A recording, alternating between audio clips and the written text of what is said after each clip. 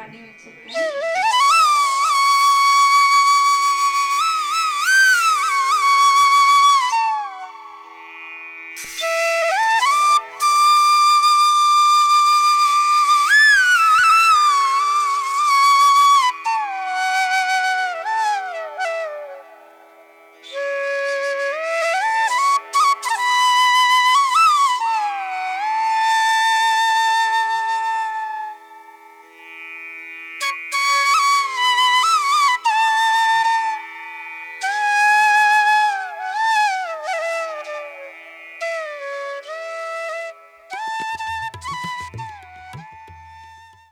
Hi friends, எல்லோரும் எப்படி இருக்கீங்க?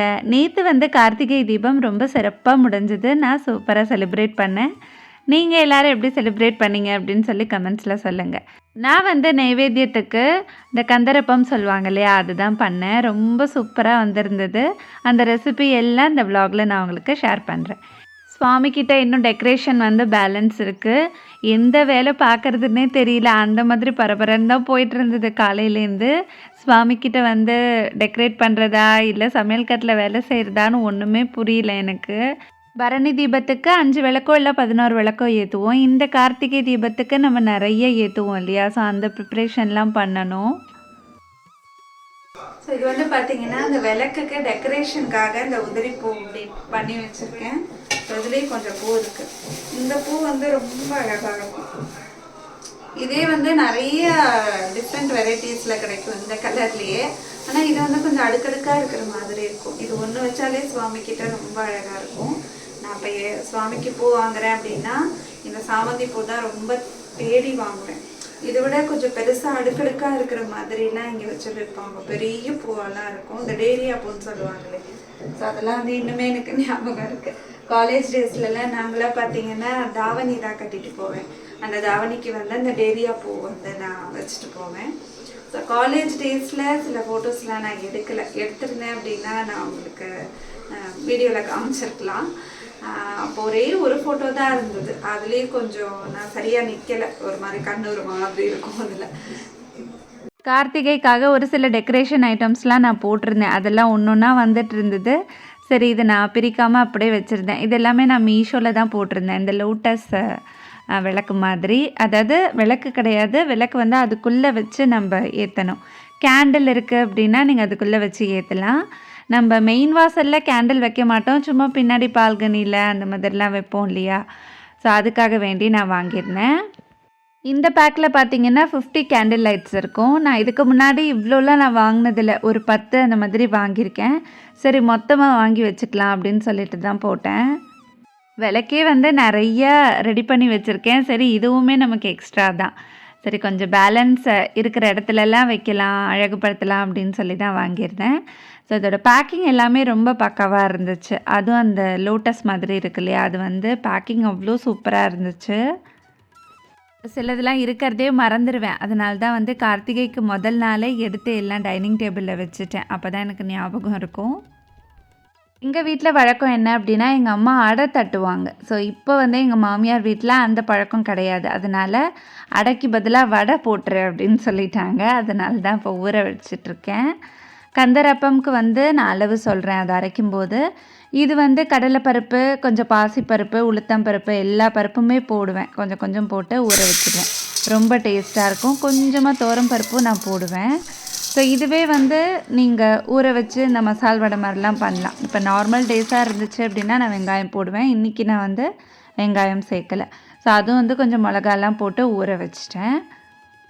குத்து விளக்குலாம் எடுத்து சரி அரேஞ்ச் பண்ணி வச்சிடலாம் அப்படின்னு சொல்லிட்டு இதுவுமே நம்ம கொஞ்சம் டெக்கரேட் பண்ணலாம் அப்படின்னு யோசிச்சுட்டு இருந்தேன். இந்த குத்து விளக்கு எங்கே வச்சேன்னே தெரியல. ரொம்ப நாளாக ஆச்சு. ஏதோ ஒன்று தேட போய் இது கிடச்சிது.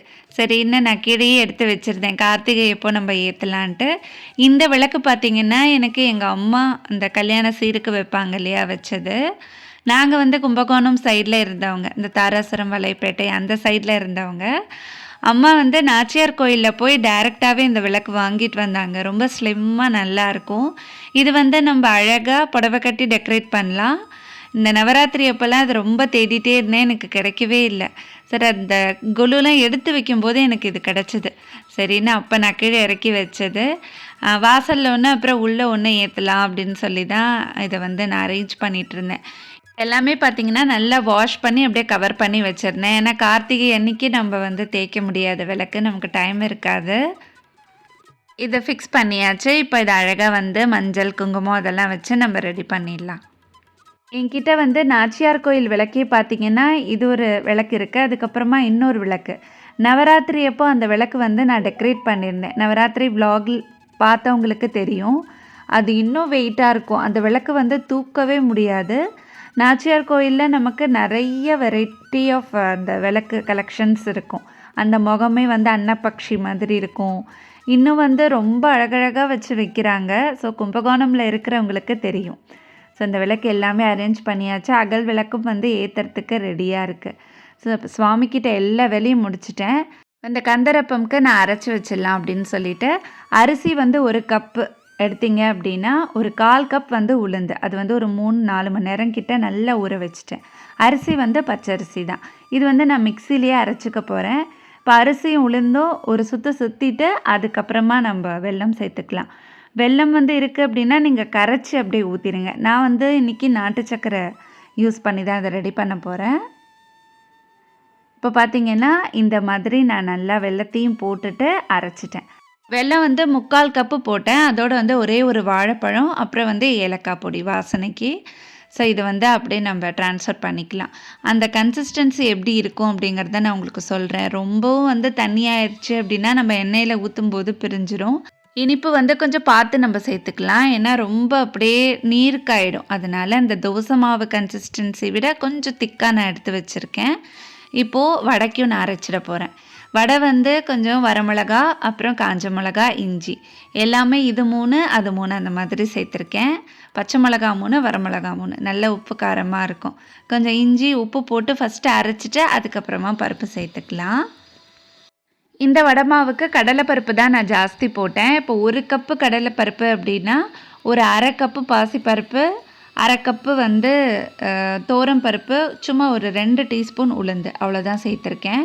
ரொம்ப டேஸ்ட்டாக இருக்கும். இப்போ நான் மசால் வடை தட்டுறேன் அப்படின்னா இதிலே வந்து கொஞ்சம் அந்த புதினா, அதுக்கப்புறம் கொத்தமல்லி, வெங்காயம், சோம்பு எல்லாமே சேர்த்து அப்படியே தட்டுவேன். ரொம்ப டேஸ்ட்டாக இருக்கும். கொஞ்சம் கூட தான் நான் தட்டியிருக்கேன். ஸோ பசங்க வரைக்கும் கேட்டாங்க அப்படின்னா மசால் வடை போட்டு கொடுப்பேன். நான் அன்றைக்கி வந்து வெங்காயம் சேர்க்கலை அப்படிங்கிறதுனால வெங்காயம் போடல. ஸோ இதில் வந்து கொஞ்சம் பெருங்காயத்தூள், அதுக்கப்புறமா கொஞ்சம் கருவேப்பிலை, 1க்கு 2 பருப்பு அங்கங்கே தெரிஞ்சிச்சு அப்படின்னா உங்களுக்கு டேஸ்ட் வந்து சூப்பராக இருக்கும். இப்போ கந்தரப்பம் மாவு, அதுக்கப்புறமா வடை மாவு 2மே ரெடி பண்ணி வச்சுட்டேன். இதெல்லாம் பண்ணி முடிச்சிட்டோம் அப்படின்னா நமக்கு கொஞ்சம் கிளம்புறதுக்கு டைம் நிறையா இருக்கும். சரி வாசல்லையும் கோலம் போட்டுடலான்னு நிறைய வந்து விளக்கு வச்சு போட்டேன். அன்றைக்கி வந்து ரொம்ப அழகாக வந்திருந்தது. ஸோ வாசலில் சைட்லலாமும் கோலம் போட்டேன். அதுக்கப்புறம் அதை வந்து நான் கடைசியாக நான் உங்களுக்கு காமிக்கிறேன். எப்பயுமே மாக்கோலம் தான் போடுவேன். இப்போ மழை பெஞ்சிட்டே இருக்கு இல்லையா, கார்த்திகை அன்னைக்கும் நல்ல மழை இருந்தது. அதனால் வாசலில் அப்படியே நொசன்னு ஆகிடும். அதனால தான் போடலை. நானும் வந்து அழகாக ரெடி ஆகிட்டு வந்துட்டேன். மடிசார் தான் வந்து கார்த்திகை அன்னைக்கு கட்டியிருந்தேன். பரணி தீபம் அன்னைக்கு நார்மல் சாரீ வியர் பண்ணியிருந்தேன். மடிசார் கட்ட எனக்கு ரொம்ப டைம் ஆகுங்க. நிறைய பேர் கேட்குறீங்க மடிசார் வந்து எப்படி கட்டுறீங்க, கொஞ்சம் அது வீடியோ போடுங்கன்னு. ஸோ எனக்கு வந்து கான்ஃபிடெண்ட்டாக இல்லைன்னா அதில் எனக்கே நான் கொஞ்சம் சுமாராக தான் கட்ட தெரியும். நிறைய வந்து யூடியூப்பில் வீடியோஸ் இருக்குது, நீங்கள் அதெல்லாம் பார்த்துக்கோங்க. ஏன்னா அவ்வளோ கான்ஃபிடெண்ட்டாக நான் அதை வந்து வீடியோ எடுக்க முடியாது. எனக்கு அதில் உடன்பாடும் இல்லை வீடியோ எடுத்து போடுறதில்ல. வடைக்கு தனியாக இந்த அப்பம் ஊற்றுறதுக்கு தனியாக வந்து எண்ணெய் வச்சுட்டேன். ஸோ இந்த கந்தரப்பம் ஊற்றும்போது ஒரே மாதிரி அப்படியே அது மேலேயே ஊற்றுனீங்க அப்படின்னா நல்லா புஸ்ஸுன்னு வரும் உப்பி. ஸோ எனக்கு வந்து ஃபஸ்ட் டைம் நான் இது பண்ணுறேன். இது வரைக்கும் நான் இது பண்ணதில்லைங்க. ஃபஸ்ட் டைமே வந்து ரொம்ப சூப்பராக வந்திருந்தது. ஃபஸ்ட்டு வந்து ஒரு 4-5 போட்டு பார்த்தேன், கொஞ்சம் இனிப்பு கம்மியாக இருக்கிற மாதிரி இருந்தது. அதுக்கப்புறமா இன்னும் கொஞ்சம் வந்து நாட்டு சக்கரை நான் சேர்த்துக்கிட்டேன். ரொம்ப டேஸ்ட்டாக இருந்தது. இது கம்ப்ளீட்டாக நம்ம அரிசி மாவு கொஞ்சம் உளுந்து போட்டு பண்ணுறது இல்லையா. நான் எப்பயுமே இந்த கோதுமை அப்பம் ட்ரை பண்ணியிருக்கேன். இது வந்து பெருசாக நான் பண்ணதில்லை. சரி இன்றைக்கி இது பண்ணியே ஆகணும்னு டிசைட் பண்ணி தான் வந்து காலையிலே ஊற போட்டேன். வடையும் வந்து சைடில் தட்டிகிட்ருக்கேன். அன்றைக்கி 2 நெய்வேத்தியமுமே ரொம்ப சூப்பராக வந்திருந்தது. எதுவுமே வந்து நம்ம டேஸ்ட் பண்ணி பார்க்கக்கூடாது இல்லையா? ஒரு 2, 3 தடவை ஊற்றும்போது தான் நமக்கு அந்த கான்ஃபிடென்ட் வருது. ஃபஸ்ட் டைம் ஊற்றும்போது கொஞ்சம் பயந்துட்டே தான் எண்ணெயில் ஊற்றுனேன், எங்கடா அது பிரிஞ்சிருமோ அப்படின்னு. ஆனால் சூப்பராக வந்திருந்தது, ரொம்ப சாஃப்டாக இருந்தது. ஏன்னா அந்த பச்சரிசி வந்து அவ்வளோ நேரம் ஊற வைக்கணும், அப்போ தான் வந்து இந்த சாஃப்ட்னஸ் நமக்கு கிடைக்கும். இது ஒரு நார்மல் டேஸில் நம்ம ட்ரை பண்ணி பார்த்துட்டு அப்புறம் விசேஷ நாளில் ட்ரை பண்ணியிருக்கலாம். ஆனால் சரி, ஒரு தைரியமாக தான் அன்றைக்கி ஊற போட்டேன். சரி வர்றது வரட்டும் பார்த்துக்கலாம் அப்படின்ட்டு. ஸோ வடையும் வந்து சைட் பை சைட் ரெடி பண்ணிட்டேன். கொஞ்சம் டைம் ஆகிட்டே இருந்தது. கரெக்டாக திருவண்ணாமலை தீபம் ஏற்றும் போது தான் நான் இங்கே ஏற்றினேன். நான் வந்து அங்கே பண்ணிகிட்டே இருந்தேன். சரி கரெக்டாக டைம் ஆகிடுச்சு. இங்கேயும் அங்கேயும் மாற்றி மாற்றி வேலை செஞ்சிட்ருந்தேன். நான் தான் சொன்னேன் இல்லையா, எந்த வேலை செய்கிறதுன்னே தெரியல எனக்கு. ஸோ அந்த மாதிரி தான் அன்றைக்கி. ஆனால் எல்லாம் ப்ராப்பராக பண்ணிட்டேன். அந்த நேரத்துக்கு விளக்கும் ஏற்றிட்டேன். ரொம்ப திருப்தியாக இருந்தது நேற்று கார்த்திகை தீபம். ஸோ ஒரு விளக்கு மட்டும் ஏற்றிட்டு டக்குன்னு போய் அடுப்பில் வச்சுருந்தேன். அதையும் வந்து பிரசாதத்துக்கும் ரெடி பண்ணிட்டேன். அப்போ 4 வடை 4 மட்டும் போட்டேன். அது மட்டும் போட்டு நைவேத்தியம் பண்ணிடலான்னு. சைட்லேயும் நான் கோலம் போட்டுருந்தேன்னு சொல்லியிருந்தேன் இல்லையா? ஸோ ஃபஸ்ட்டு வந்து இந்த மெயின் கோலம் மட்டும்தான் போட்டிருந்தேன். அதுக்கப்புறம் சைட்லலாம் விளக்கு வச்சு போட்டேன். சரி அந்த இடத்துலையும் நம்ம அழகாக டெக்கரேட் பண்ணலாம். ஏன்னா கிட்டத்தட்ட அவ்வளோ விளக்கு, ஒரு 26, 27 விளக்கு கிட்ட நான் ஏற்றி வச்சுருந்தேன். அதுக்கு மேலேயே இருக்கும். ஏன்னா அந்த கேண்டலு, அதுக்கப்புறமா இன்னும் உள்ளே ஏற்றுற விளக்கு, அது மாதிரி நிறைய விளக்கு வந்து நான் ஏற்றி வச்சுருந்தேன். சரி ஃபுல்லாக டெக்கரேட் பண்ணலாம் அப்படின்னு.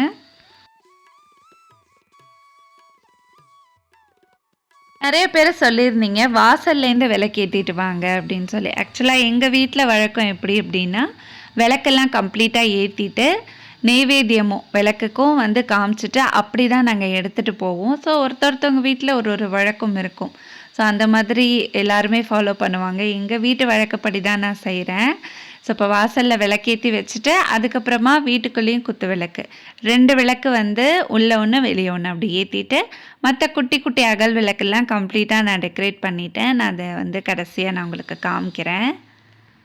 மித்துனுக்கு வந்து இப்போ விளக்கேற்றுற இன்ட்ரெஸ்ட் எல்லாம் போயிடுச்சு. இப்போ தக்ஷித் வந்து என் கூடவே ட்ரெஸ் பண்ணிவிட்டு செயின் எல்லாம் போட்டுட்டு அவன் வந்து ரொம்ப அழகாக ரெடி ஆகிருந்தான். எனக்கு வந்து விளக்கேற்றுறதுக்கெல்லாம் ஹெல்ப் பண்ணிகிட்டு இருந்தான். மஞ்சள் குங்குமம்லாம் வச்சான், அதெல்லாம் வந்து நான் வீடியோ எடுக்கலை.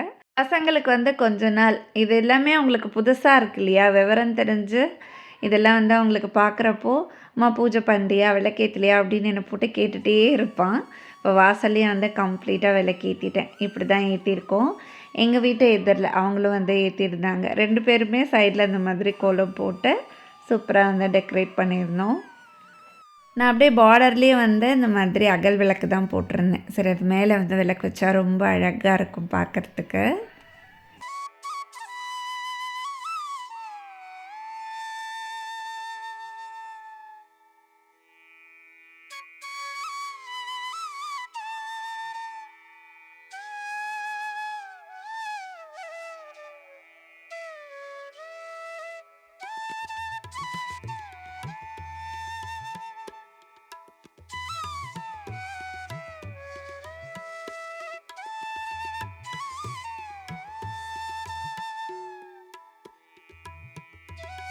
ரொம்ப சிறப்பாக எங்கள் வீட்டு திருக்கார்த்திகை தீபம் ரொம்ப அழகாக நாங்கள் செலிப்ரேட் பண்ணோம்.